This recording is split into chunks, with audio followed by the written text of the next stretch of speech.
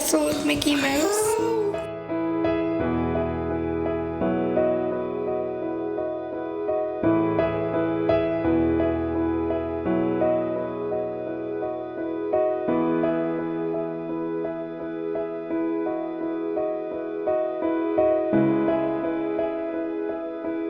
Jackson and I went to an appointment, a regular specialist appointment one day, and of course we're accustomed to long waits in the waiting room, so I come pretty prepared with books and things that he can do, and we happened to be in the examination room waiting for the doctor, the specialist, to come in, and she walked in and she saw him, and he was just about climbing out of his chair, just so excited about this book and what the Disney characters were doing in the book. And she said she's the one who asked me, had I ever heard of Sunshine Dreams?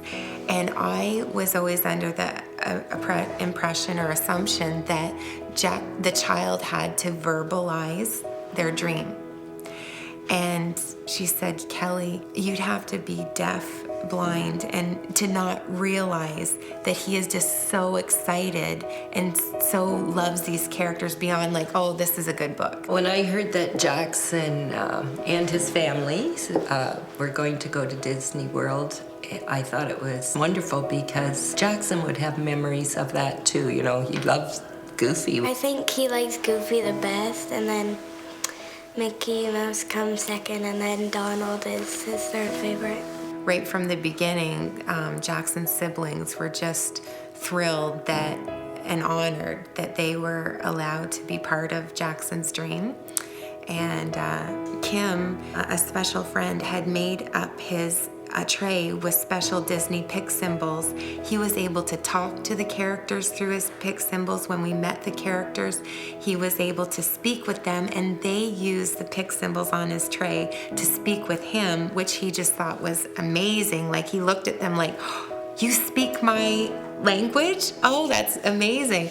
That was like a really big dream for Jackson, that he got to see all his favorite Disney characters. Like, he did more than just watch the shows on TV. He got to like meet the actual Disney characters. There's no waiting for the kids like Jackson. You're right to the front of the line, and they treat you like $1 million there. It makes all those times when you wait in waiting rooms or wait in the hospital for things, this is the blessing that you get for all those times. It's just like you're treated like kings, really. And just seeing the big smile on his face when he entered a ride, or he seen a sign that had Mickey Mouse on it, he would know, and he would be excited to see that was Mickey Mouse's bus castle. It was maybe a month, 2 months tops after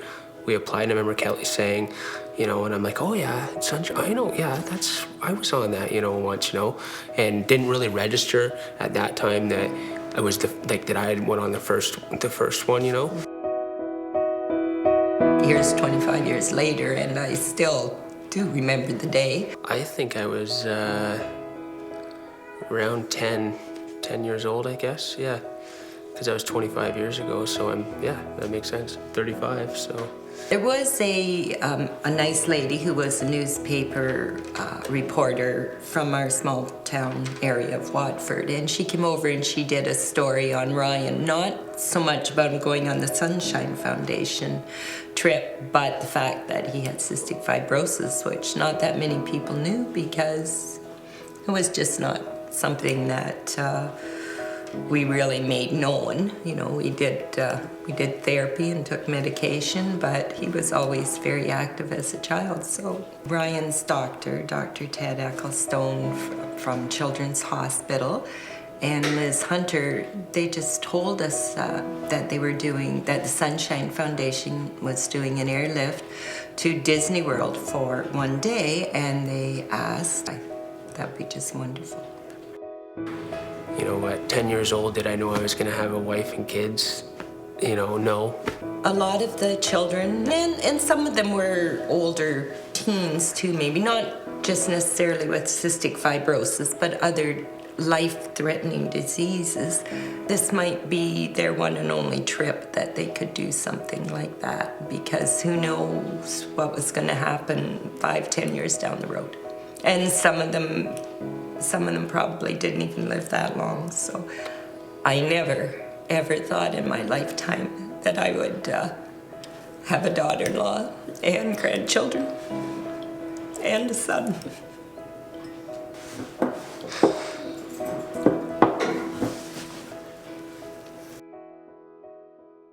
I don't know whether at 10 years old I ever didn't think I would still be here, but the older you get, the more you realize the gift that I've been given to still be here, you know, and where they've come with technology and the different things, and I mean,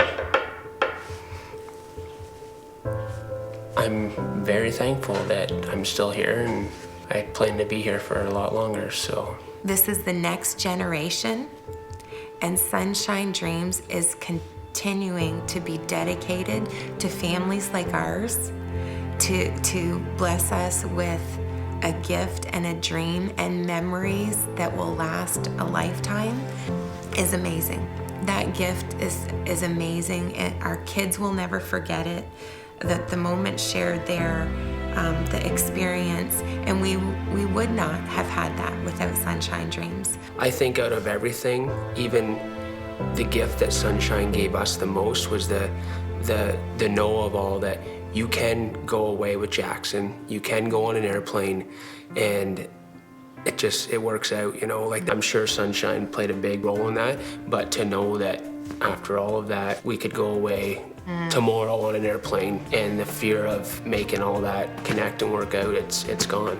I know it's really hard for people to put themselves in other people's shoes, but sometimes I think about what Jackson's life is like, what his days entail, and the effort that it requires for him to experience something special and to be made feel like a part of something. And when you're a kid that doesn't play soccer, doesn't play hockey, doesn't get to go to school and talk about these experiences that other, you know, able-bodied kids get, he got to go to school and he had a lot to say and a lot to share, and it gives him like somebody valued him enough to give him that gift. If I could say thank you to one person or group, I would say that's a blessing. And for Jackson, knowing that we like Disney too as much as he does, and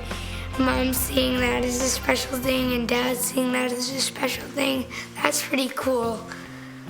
And I think that he's pretty smart to know that we would like to go to with him and share that memory.